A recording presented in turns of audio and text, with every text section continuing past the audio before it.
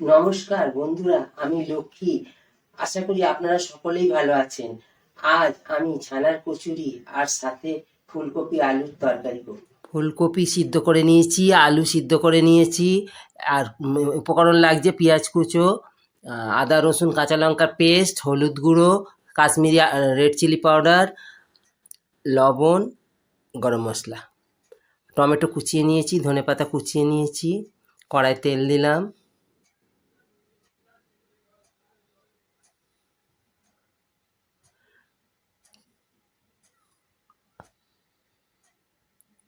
কড়াই আমি আগে তরকারিটা করছি, কপি দিয়ে দিলাম।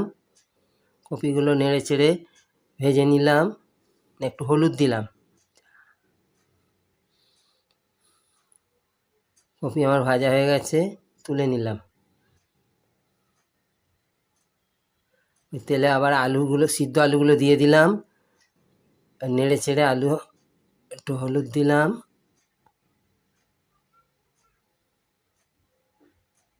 একটু লবণ দিলাম। নেড়ে চেড়ে আলু ভাজা হয়ে গেল। এবার আমি ওই তেলে আবার পেঁয়াজ দিলাম। পেঁয়াজ কুচিগুলি ভাজা হয়েছে। এবার আমি টমেটো দিলাম, আদা রসুন কাঁচা লঙ্কা পেস্ট দিলাম, হলুদ দিলাম, জিরের গুঁড়ো দিলাম, কাশ্মীরি রেড চিলি পাউডার দিলাম।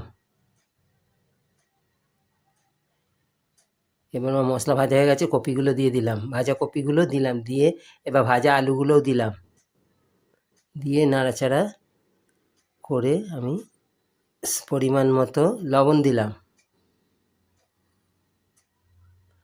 গরম মশলা দিলাম,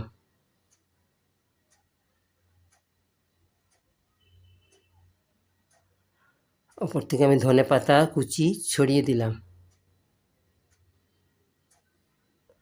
আমার কপির তরকারি হয়ে গেছে।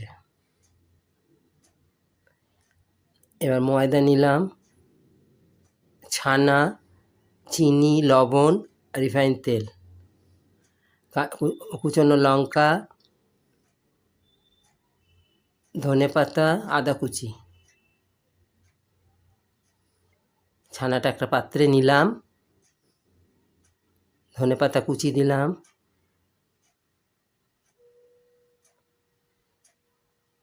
আদা কুচি দিলাম,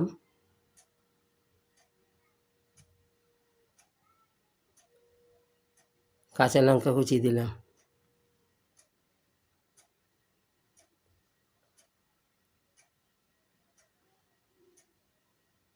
স্বাদ মতো লবণ দিলাম,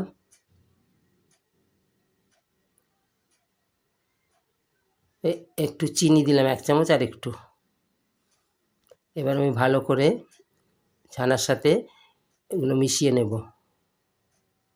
আমার সব মেশানো হয়ে গেল। এবার ময়দা নিলাম, স্বাদ মতো লবণ দিলাম, একটু চিনি দিলাম,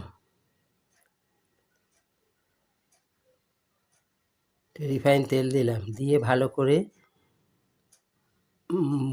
করে মেখে নেব, মিশিয়ে নেব।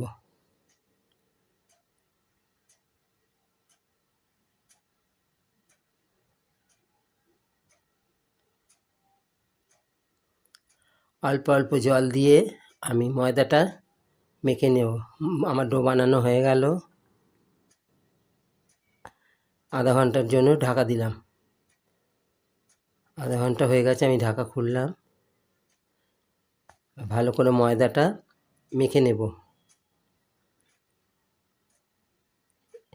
এটা থেকে আমি 4টে লেচি বানালাম। ময়দা দিয়ে আমি ভালো করে লেচিটা বড় করে গোল করে বেলে নিলাম।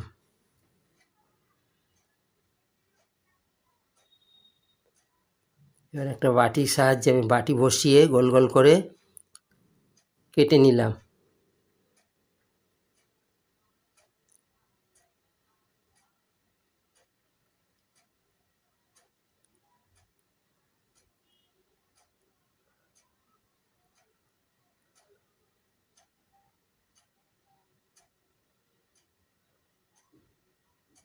এইভাবে আমি সব লেচিগুলোই কেটে নিয়েছি।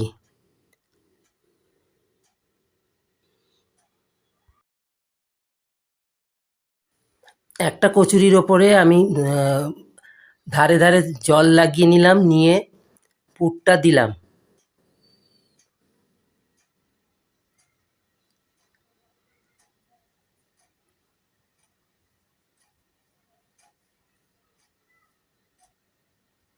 দিয়ে আর একটা কচুরির ওপর দিয়ে চাপা দিয়ে ধারগুলো ভালো করে হাতের সাহায্যে চেপে চেপে আমি ছানার কচুরিটা বানিয়ে নিলাম।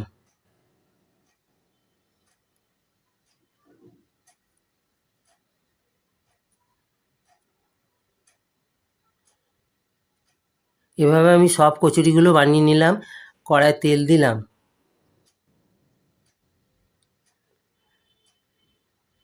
তেল আমার গরম হয়ে গেছে। এবার আমি একটা কচুরি ছেড়ে দিলাম।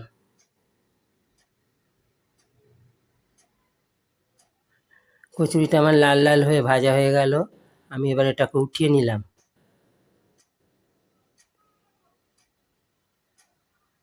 এভাবে আমি সব কচুরিগুলো ভেজে নিলাম। বন্ধুরা, আপনারা এইভাবে ছানার কচুরি ঘরে বানিয়ে ফুলকপি আলুর তরকারির সাথে খাবেন।